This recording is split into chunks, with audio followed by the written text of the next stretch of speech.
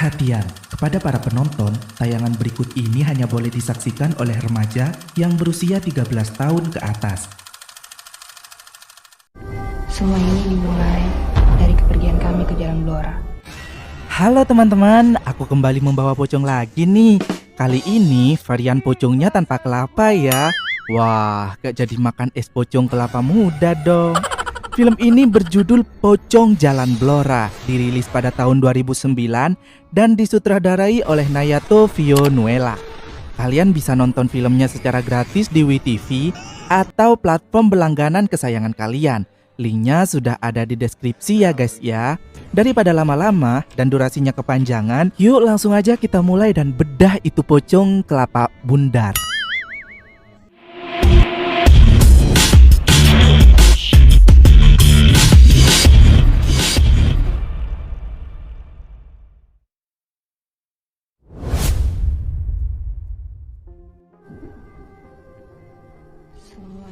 Adegan dimulai dari kepergian 4 mahasiswa ke Jalan Blora untuk tugas kuliah tentang investigasi sebuah kasus.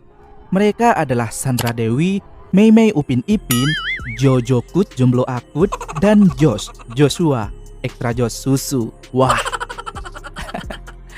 PTW ambil namanya yang depan doang ya guys ya, yang belakang cuma aku tambah-tambahin aja dikit.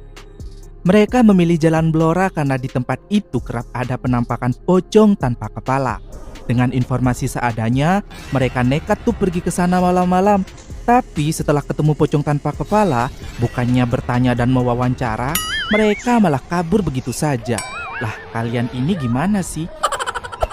Kemudian Josh mengantar Mei pulang ke kosannya, di mana di sana ternyata sudah ada pacarnya, Freddy, yang sudah menunggu Mei sejak tadi dan mulai marah-marah gak jelas.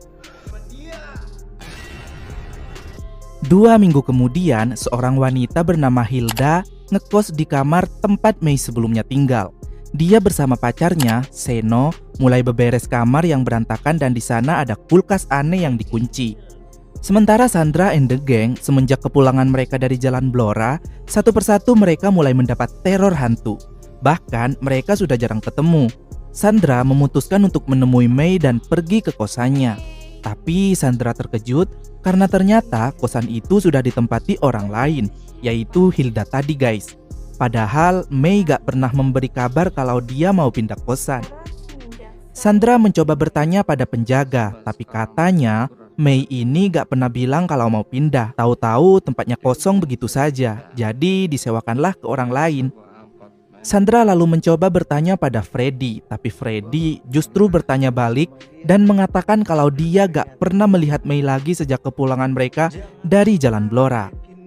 Bahkan nih, si Freddy malah mengancam Sandra kalau misalkan ada sesuatu yang terjadi pada Mei. Malam hari, usai teleponan sama mamanya, Hilda pergi mandi dan mendapat gangguan hingga terpleset dan jatuh di bed up. Josh juga mendapat gangguan, lehernya dicekik oleh bulu panjang. Maksudnya tuh rambut dari hantu kepala. Rambut juga bulu kan ya? Begitu pula dengan Sandra yang seperti melihat penampakan Mei dalam wujud hantu. Pagi-pagi, Hilda lagi-lagi mendapat gangguan penampakan dari sosok wanita. Sementara Sandra menemui Joe dan menceritakan tentang Mei yang mendatanginya dalam wujud hantu. Joe juga bercerita kalau dia sering mendapat teror dari pocong tanpa kepala dan ternyata Sandra juga sama guys. Saat mereka berdua asyik bercerita, Joe mendapat telepon dari Josh yang mengatakan kalau dia diteror sama pocong tanpa kepala dan meminta izin untuk menginap di rumah Joe. Sejak kepalanya kejedot bed up, Hilda jadi bisa melihat hantu dan sering melihat penampakan-penampakan. Belum lagi, dia mendengar kabar kalau di lantai tempat dia tinggal, ada wanita yang meninggal. Mulutnya dijahit dan matanya dicongkel. Hilda yang bisa melihat hantu langsung melihat hantu si wanita itu. Bersamaan dengan itu, Sandra lalu datang menemui Hilda dan menceritakan tentang Mei. Sandra juga meninggalkan nomor dan alamat untuk segera memberitahunya jika Hilda melihat Mei. Freddy mendapat teror dari hantu anak kecil yang terus mengganggunya. Hilda sering mendengar suara ponsel dari dalam kulkas, tapi dia kesulitan membuka kulkas itu dan lagi-lagi mendapat gangguan penampakan. Sesuatu yang dibungkus dengan ini karung apa selimut ya? Lecek amat. Ya itulah, di mana di dalamnya ada mayat. Sandra juga lagi-lagi mendapat gangguan rambut dan juga pocong tanpa kepala yang ternyata cuma mimpi. Sumpah, di film ini tuh sound effect jump scare-nya keterlaluan banget guys. 300 lebih kenceng daripada suara dialog tokohnya cuy. Setelah semua tokoh berlarut-larut dalam teror penampakan, si Josh akhirnya meninggal karena ulah si pocong tanpa kepala. Nah, Joe mulai bingung karena Josh yang katanya mau menginap gak datang-datang juga sampai besok harinya. Sandra curiga jika Josh menghilang seperti May, tapi Joe berpikir positif. Mungkin Josh menginap di rumah saudaranya. Hilda melihat kabar di mading kalau ada teman kampusnya yang meninggal bernama Hera Ivayanti, di mana Hilda sebelumnya pernah melihatnya sebagai hantu yang muntah di toilet.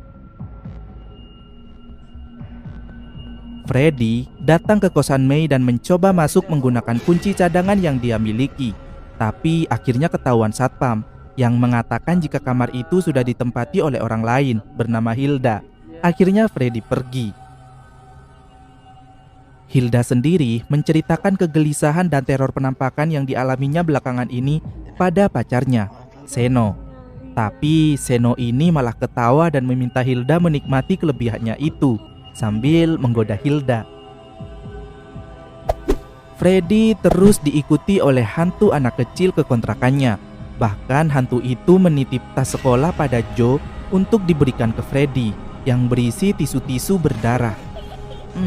Tisu-tisu berdarah sepertinya menarik untuk dijadikan judul film. Setelah beratus-ratus sound effect jump scare yang kita dengar di film ini, akhirnya kita mulai menemui titik terang saat Hilda hampir kesurupan arwahnya May yang memberitahu tentang gambaran-gambaran pembunuhan yang dialaminya. Hilda lalu menceritakannya pada Seno dan Seno menganggap arwah itu mau meminta tolong pada Hilda dan menyuruh Hilda menemui Sandra. Langsung saja, Hilda pergi ke rumah Sandra dan mengatakan kalau dirinya melihat May dalam wujud hantu. Kemudian meminta Sandra untuk menceritakan rentetan kejadiannya dari awal agar Hilda mengerti dan memahami apa yang sebenarnya terjadi.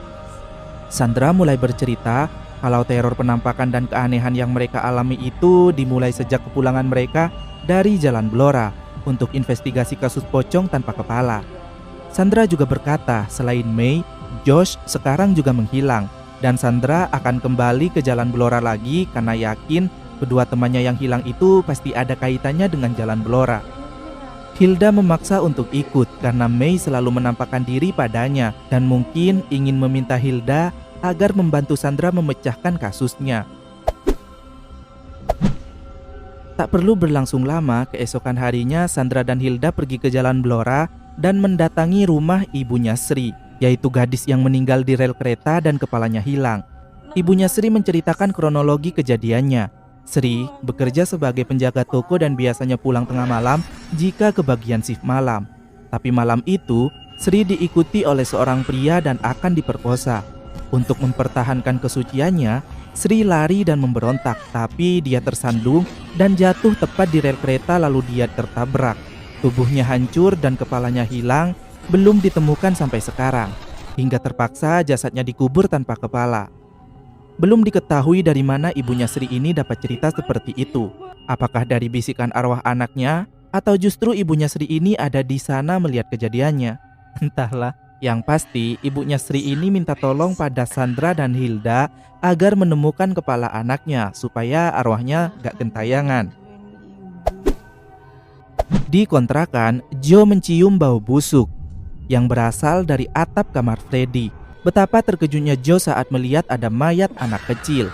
Joe langsung menelpon Freddy dan menyuruhnya pulang untuk menjelaskannya. Tapi si Freddy ini gak mau menceritakan apapun dan berjanji bahwa semuanya akan baik-baik saja. Lalu menyuruh Joe untuk tenang. Tapi Joe yang melihat mayat, apalagi itu mayat anak kecil, tentu gak bisa tinggal diam dong. Dan dia hendak menghubungi polisi, tapi Freddy membunuhnya.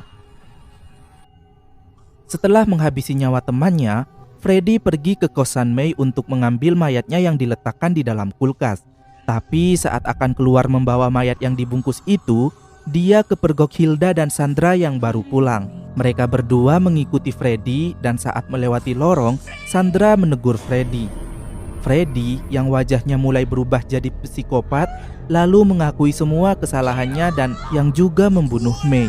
Dimulai dari perdebatan kecil beda pendapat mereka di mana Freddy ini gak setuju Mei datang ke Jalan Blora. Tapi Mei tetap memaksa dan Freddy menuduh Josh lah yang sudah memaksa Mei. Lalu mereka ribut dan beberapa saat kemudian Freddy melihat Mei sebagai pocong tanpa kepala dan langsung mencekiknya hingga Mei meninggal. Sementara hantu anak kecil itu saat Freddy membunuh Mei dan memasukkan mayatnya ke dalam kulkas, anak itu melihat aksi Freddy. Jadi Freddy membunuhnya dan membawa mayatnya ke kontrakan.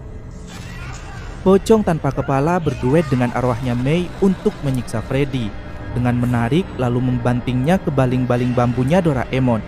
Maksudnya ke baling-baling kipas angin Cosmos Modesta yang bisa nempel di dinding itu loh.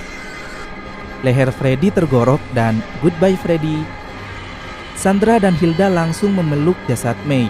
Sementara preman pria yang mau memperkosa Sri juga didatangi pocong tanpa kepala. Dan preman itu mati setelah dijatuhi tabung gas LPG. Kepala Sri akhirnya juga ditemukan di gorong-gorong. Simpel banget sih.